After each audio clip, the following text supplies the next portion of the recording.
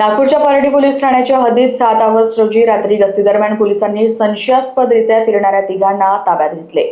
Patrolling दरम्यान शैलेश कुंभळकर व योगेश भोरेकर यांच्या पथकाला एका स्कूटरवर तिघेजण आढळले, तर झळती घेतली असता त्यांच्याकडून 2 चाकू जप्त करण्यात आले. तिघांपैकी एक विधी संघर्षग्रस्त बालक असून 2 प्रौढ आरोपी आहेत. स्कूटरची तपासणी केली असता ती चोरीची असल्याचे निष्पन्न झाले, तर भांडेवाडी पोलीस ठाण्यातील गुन्ह्यात सदर स्कूटर वॉन्टेड असल्याचे समोर आले आहे. स्कूटरसह सुमारे 70,000 रुपयांचा मुद्देमाल जप्त करण्यात आला असून आरोपीचे गुन्हेगारी रेकॉर्ड तपासले जात आहे.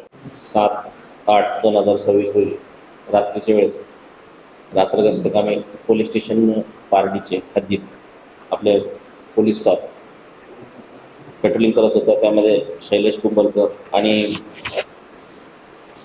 योगेश बोरेकर, निखिल मोहिते असे पेट्रोलिंग करीत असताना, तसेच रेकॉर्डरचे आरोपी चेक करत असताना त्यांना एका स्कूटरवर 3 व्यक्ती दिसून आले. त्यांनी संशयित असल्या त्यांचं वर्तणूक संशयित वाटल्यामुळे त्यांना थांबवून त्यांची आम्ही झडती घेतली असता त्यामध्ये त्यांच्याकडे 2 चाकू मिळून आले. या 3 पैकी एक विधी संघर्ष बालक आहे आणि 2 मोठे आरोपी आहेत. त्यामध्ये त्यांनी जे स्कूटर वापरली होती त्या स्कूटरची पाहणी केली, चेक केली असता ही स्कूटरसुद्धा त्यांच्याजवळ चोरीची होती आणि ही स्कूटर भांडेवाडी येथे दाखल असलेल्या गुन्ह्यामध्ये हवी होती त्यांना, तर ती स्कूटर पण यांच्याकडून जप्त करण्यात आली आहे आणि सध्या आरोपी आपल्या ताब्यात आहेत.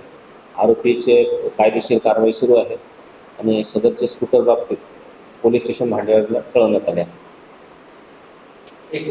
कुठला मुद्देमाल होता आणि काय सांगणार? सदरचा मुद्देमाल हा जवळपास 70,000 रुपयाचा आहे. स्कूटरची किंमत आहे त्यामध्ये आणि चाकू आहेत 2. या गुन्हेगारांचे काही आरोप आहेत.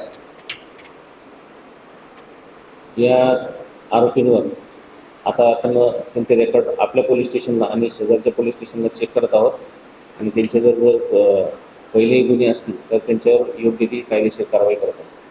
संपूर्ण कारवाई कोणत्या वरिष्ठ अधिकाऱ्याने आपल्या मार्गदर्शनास केली? संपूर्ण कारवाई कोणत्या वरिष्ठ अधिकारी आणि आपल्या मार्गदर्शनात टीमने केली? आपले ACP साहेब आहेत, DCP साहेब आहेत आणि CP साहेबांपर्यंत सर्वांना माहिती आहे. CP साहेबांचे स्पष्ट निर्देश आहेत की गुन्हेगारांना कुठल्याही प्रकारचे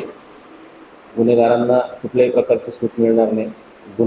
कोणीही गुन्हे केलेले इथे चालणार नाही. कोणतेही सराईत गुन्हेगार यांच्यावर कडक कायदेशीर कारवाई करण्यात येईल. लोकवाहिनी मीडियासाठी विशाल बंबडवार यांची रिपोर्ट, नागपूर.